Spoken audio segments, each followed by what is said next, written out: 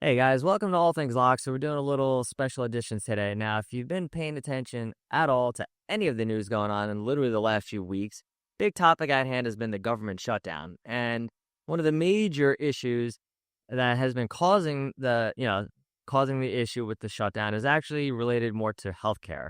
And we're talking about the ACA subsidies, which is also known as Obamacare. Those of you who are not really crystal clear. And what I really want to do today is we're going to be talking not so much about the devastating impact towards patients, which has been the talking point between Republicans and Democrats.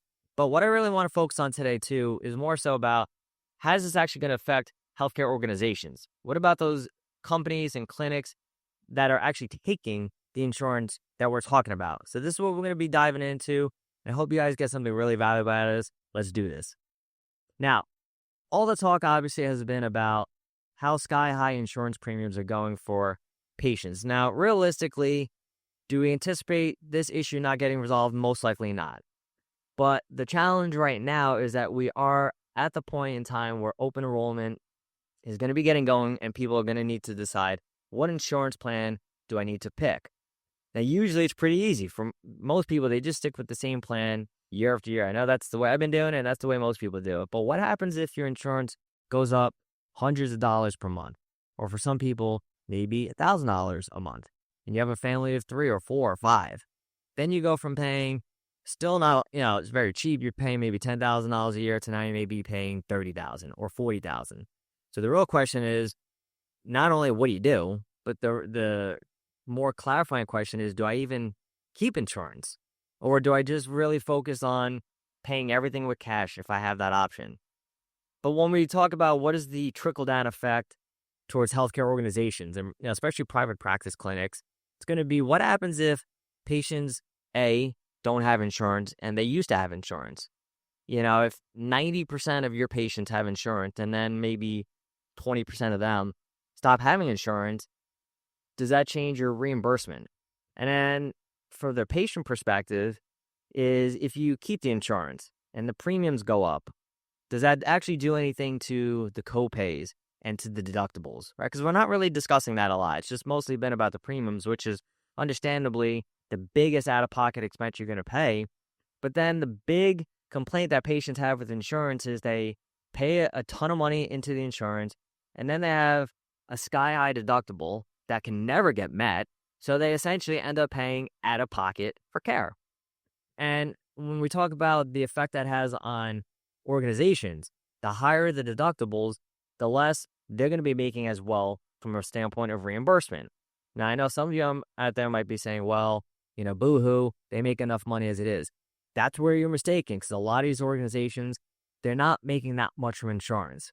It's, and when we look at what we're getting reimbursed in healthcare nowadays to even 30 years ago, it's far lagging behind what inflation is. And we talked about something a few weeks ago, which is the amount of revenue that, reimbursements that Medicare pays to organizations for their services.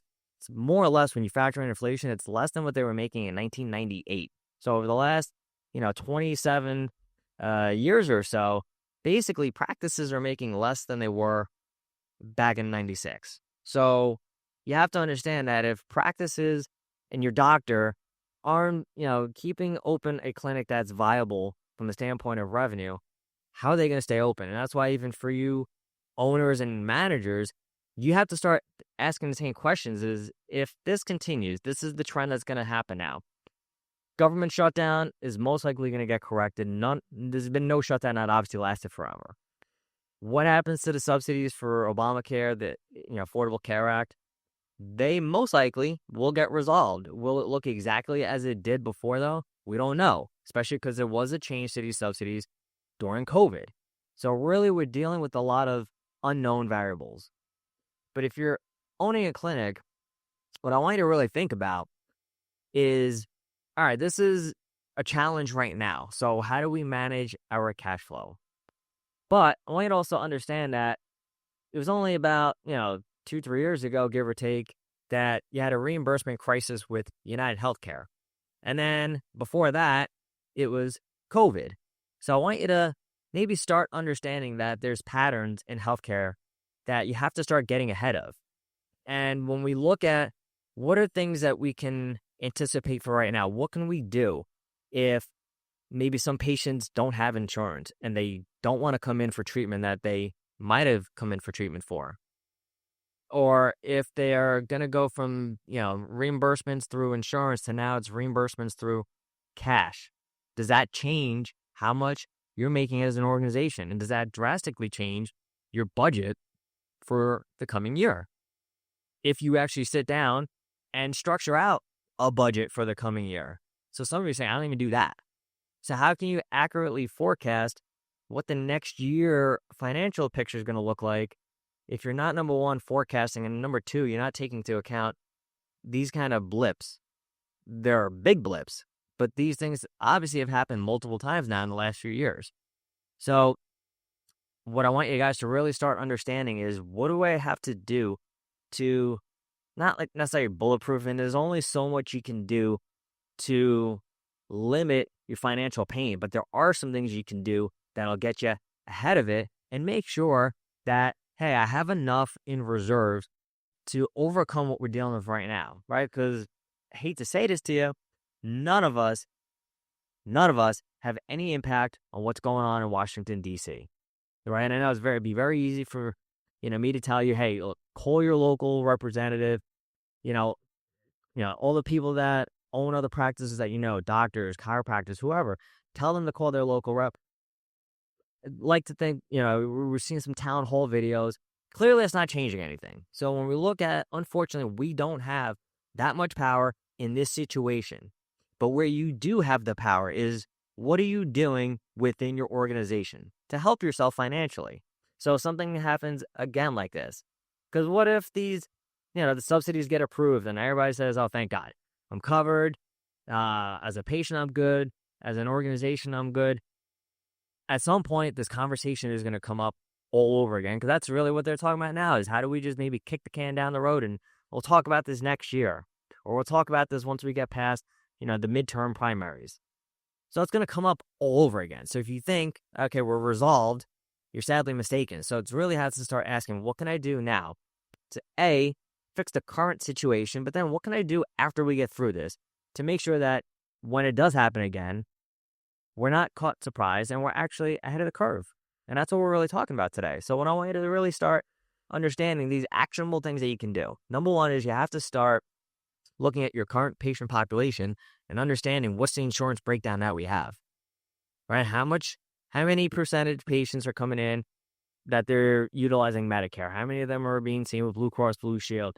If you see patients who get in car accidents, what's their percentage? How many paying out of pocket because they've never wanted to utilize insurance? This is an area of running an organization in healthcare that I've seen a lot of people not even understanding. They don't understand their payer mix.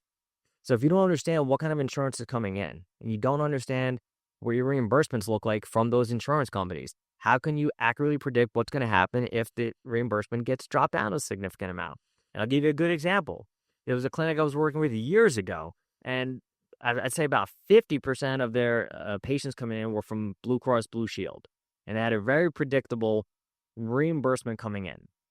But there was always talk that one specific plan that was very popular for the patients that were coming in was going to get drastically reduced.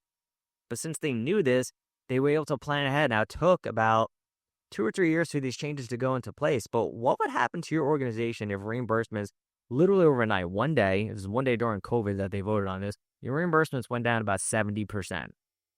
Would you be able to stay open if half your patients, their reimbursement went down 70%? Now, fortunately for that company, that's somebody who knew how to plan ahead and how to build out other cash flow instruments, not just treating patients coming in, that they understood, all right, when this happens, we're going to be protected and we're going to grow revenue in other areas of the company. So for them, it was, they had a multidisciplinary organization with very conservative providers, chiropractors, physical therapists. They started bringing in doctors and doing different procedures. So they had some surgeons come in, and other services that were very valuable and helpful to patients that they could utilize. Instead of telling patients, hey, look, you could benefit from this service, but we don't do it, so we're going to send you somewhere else. They said, why don't we just A, provide a better service and value to the patient, then B, Instead of referring and sending all that business out, why don't we try to keep it and help ourselves grow? So when this change to insurance policy does happen, we're protected. And that's exactly what happened. And unfortunately, some other organizations in our area, they didn't plan for it. Some of them closed, and some of them just drastically felt a lot of pain. And it took them a long time to recover. So this is what I'm talking about is how do you get ahead of it? How do you start maybe expanding your services? How do you start increasing your revenue? And really a goal is how do you have maybe 4 to 6 months minimum of cash flow set aside? We're taught when we're younger, and a lot of us don't do a great job at this, but we're taught when we're younger, have some money saved up for emergencies, right? Now, I know there's always some debate as to how long. Is it 6 months, 3 months? That's up to you to decide. But ultimately, if you couldn't work for 3 to 6 months, could you get by? And that's exactly the predicament we're in now with these organizations is if you got destroyed on your reimbursements, or maybe you didn't get paid at all for 2 months, or maybe, like what happened during the UHC issued a few years back. If that's a huge population of patients you see, and all of a sudden you don't get reimbursed anything, and all your claims are being held, are you going to survive? Are you going to have to pull out of your personal piggy bank as the owner to pay for salary and pay for benefits? Or are you going to say we're protected? So this is where you guys need to understand your payer mix. Number 2, what kind of services could you bring into your organization, your company to start increasing your revenue? Now, you might be saying, that's fine. That works for long term, but what do I do right now? And that really is a great question. And unfortunately, it's not a lot. What you could start doing, though, is understanding what are we actually spending money on? Because when we're doing really well, and again, this isn't, when I say really well, I'm not talking you're making tens of millions of dollars. But when you're at a point for you, because everybody's different, that you're saying we're doing really well, a very human habit is to just spend the money unnecessarily. I know I made that mistake, and I'm sure you guys have too. We start making a little bit more, and you say, what can I spend it on? Instead of understanding how do I utilize that to build up a little reserves fund. So this is an opportunity to say, you know what? Where am I spending money I don't need to? What kind of contract services can I maybe get out of if I'm not utilizing it? Maybe it's some technology services, even apps. Those things add up. So if you can save a few $100s every month, or maybe over $1,000 a month, is that going to be the end all be all? No. But this is also about financial discipline. Because again, this is how do you get through what you're doing right now, but then how do I make sure I stay ahead of the curve in case it happens again? So this is actually about having really great financial habits. Now, when we look at all the issues that we're dealing with regarding insurance, I know that's everybody's favorite word, insurance. We'll hate it. Let's call it what it is. They're not here to help us. But unfortunately, and healthcare is one of the few industries that somebody else determines how much you get paid, which makes 0 sense. But being that they're deciding how much you get paid, what I want you to really start thinking about too is how do I combat them as much as I can? So there's really 2 things that I look at when we're discussing insurance. If you're taking it, I know some of these organizations out there, they're saying we're just done with it and we're a total cash VIP kind of organization. Bless your heart, good for you. Those are definitely getting more popular, but there's still a lot of you out there that you're hesitant to take that plunge. So you're dealing with insurance. So the 2 things you can easily do, number 1 is to understand, do you have a revenue cycle management process? And what I mean by that is, do you have a structured out process that tells your organization, tells your employees, this is the first step that we have in this process. It's collecting the right patient data, getting all their information correctly. When they check in, this is what you do. When the bills are getting submitted, this is what you do. Providers, this is how you document correctly. This is how we overcome denials. Do you have any of that? And there's more steps in there. But most of you don't have a system. So you're just trying to figure it out as you go along. And what you end up doing is you end up wasting a lot of time on BS phone calls with insurance trying to get claims overturned. You end up wasting a lot of time on just chaos. Calling the patient back for information that wasn't collected, or having providers having to redo notes because they got overturned. They got stuff that was denied, and it was simply because maybe they didn't use the right CPT code, or they didn't document something correctly.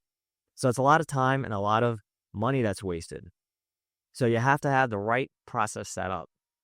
And then secondly is you got to get to a point where you just decide, do I need to hire another company to handle all billing?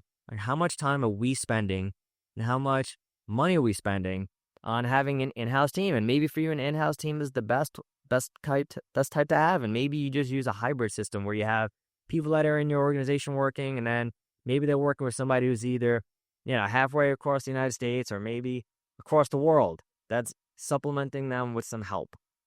So you got to figure out what works for you. But the most important aspect of whether you have your own billing team or it's another company is it making the process easier.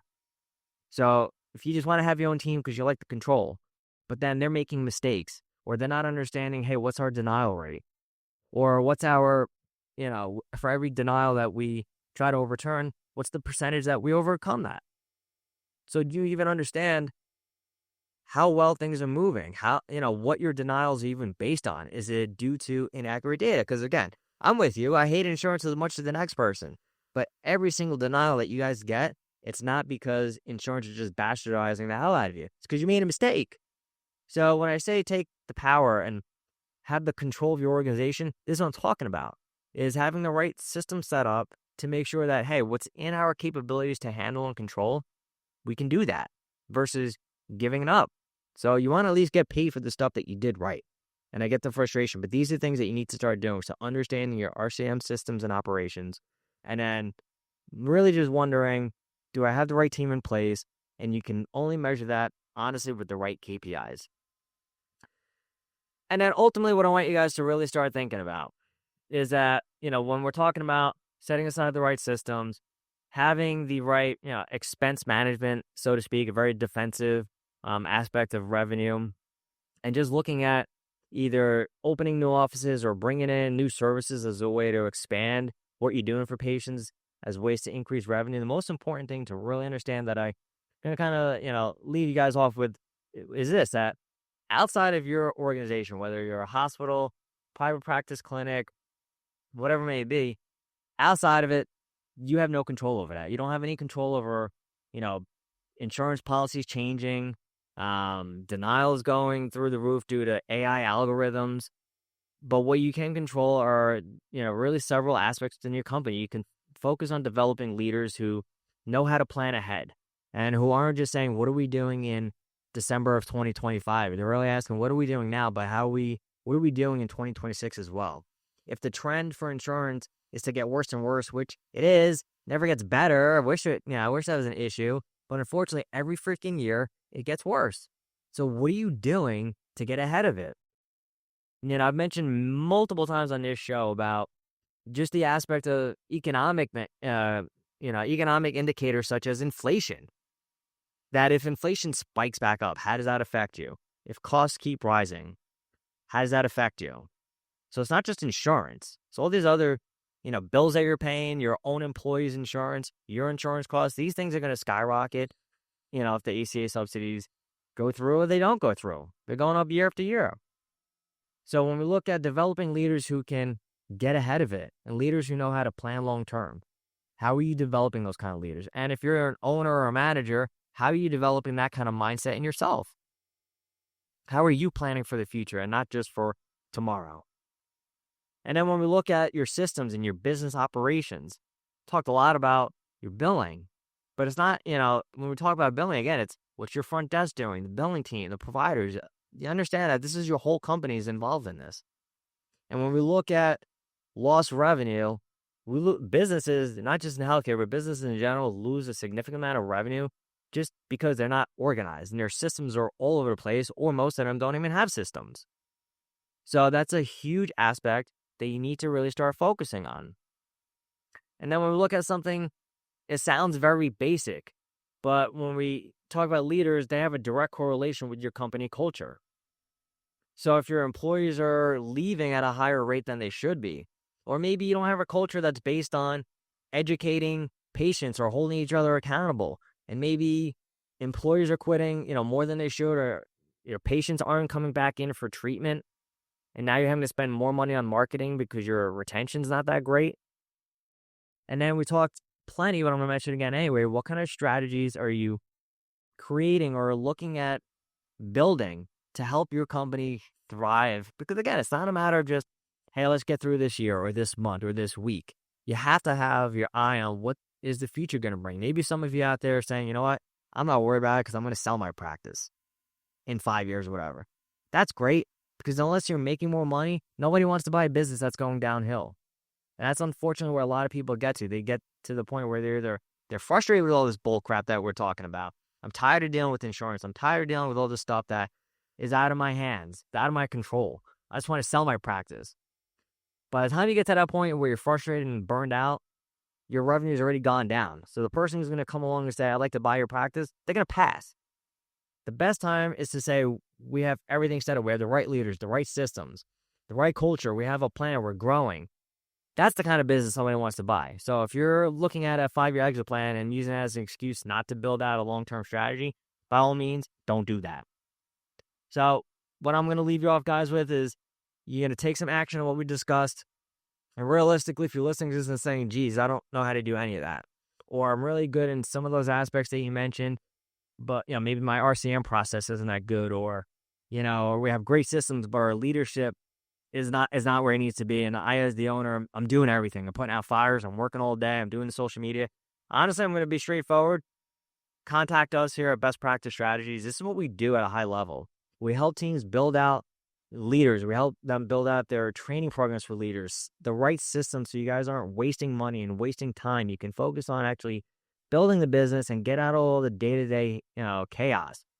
How to create a strong company culture that is actually going to elevate you and grow you and not restrict you and hold you back. And then how to actually sit down and figure out what's best for you. Because again, everybody's growth plan is different. Somebody might say, I want to grow my practice 10x. Somebody might just say, look, if we can grow 10% every year, we're all doing amazing, as long as we're getting those great patient outcomes as well. So it's up to you to decide. But I want you to click on our website, check it out, or you can book a call. Otherwise, do something.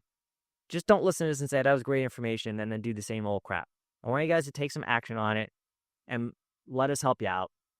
All right, so if you have any other questions, definitely check us out on social media. You can go on our website, book a call with us. We, complimentary discovery calls. We're just here to help you guys out. Take care. Be safe out there. See you next time.